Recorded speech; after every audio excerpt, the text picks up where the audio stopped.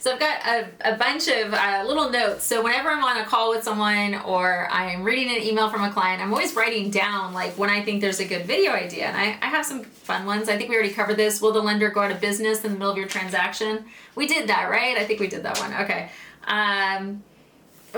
We got some good ones. Okay. I'm gonna go with this one. This one is based on a story, yes, a real life story of what happened. And the title of this is Never Show the Listing Agent All Your Money. Do not show them all your money, okay? I'm gonna say that again. Don't show them all your money. I don't care what your buyer's agent says. Don't show them all your money. I would be very hesitant to. Here's why. So, it's not uncommon for a listing agent when you're writing an offer on a house to ask for proof of assets. I would actually be more concerned if they didn't. They need to be able to verify that you have money for the down payment as well as closing costs if you're paying the closing costs. They want to make sure you have enough assets to perform. Fantastic, great. I would be very careful with what you show them. So sometimes what people do is they go, well, I'm going to show them more because I want them to know how strong I am. Okay, let me tell you when that can backfire. So when that can backfire is when the appraisal comes in low. Now, I do think this year, and I haven't seen a bunch of it yet, but I think we'll start to see more of it. I'm expecting some appraisals to come in low. The market is shifting. Okay, is it going to be foreclosure land? No, it's not. But we are, instead of seeing those huge gains that sellers were getting in the last 2 years, we're seeing less. And if you're working with an agent that's not pulling comps before you go out and you're writing offers, there's a fair chance that your appraisal could come in low.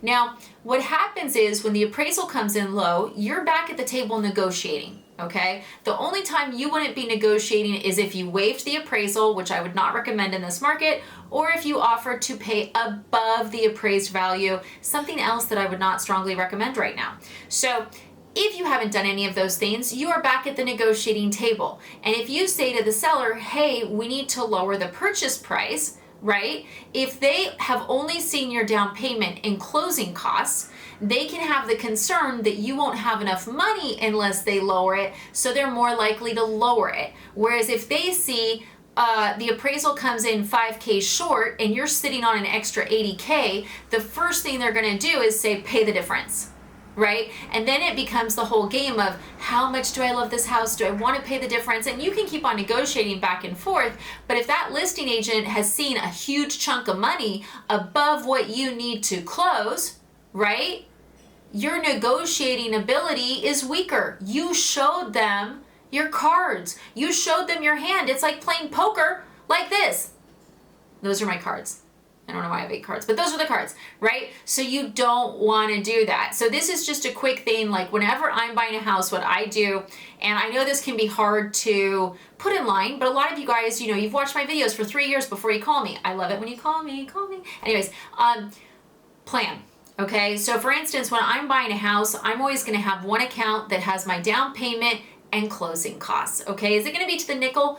No, there might be a couple extra grand in there, but there's no way in heck I'm showing them my 401k or, you know, my rainy day account or my checking account. I'm not showing them anything. If they want proof of assets, they're going to see the assets that they need in order for me to close this transaction. Okay, now sometimes realtors will take a letter from the lender that says we have verified your assets and you have enough to close.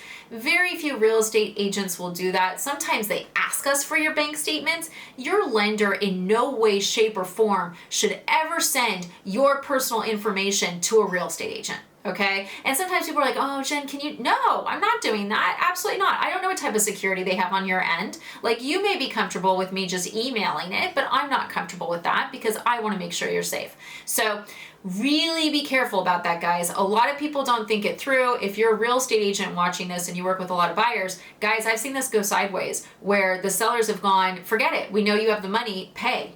And the buyers are so emotionally attached to the house, they pay, whereas if the seller didn't see their whole hand, it definitely could have been a different answer. So if you're planning to buy a house, really be mindful of that down payment and closing costs. If you guys are doing VA, you know, just have a closing cost account. Like, they do not need to see everything. They really don't. And if you're like, oh, the agent's saying I have to, okay.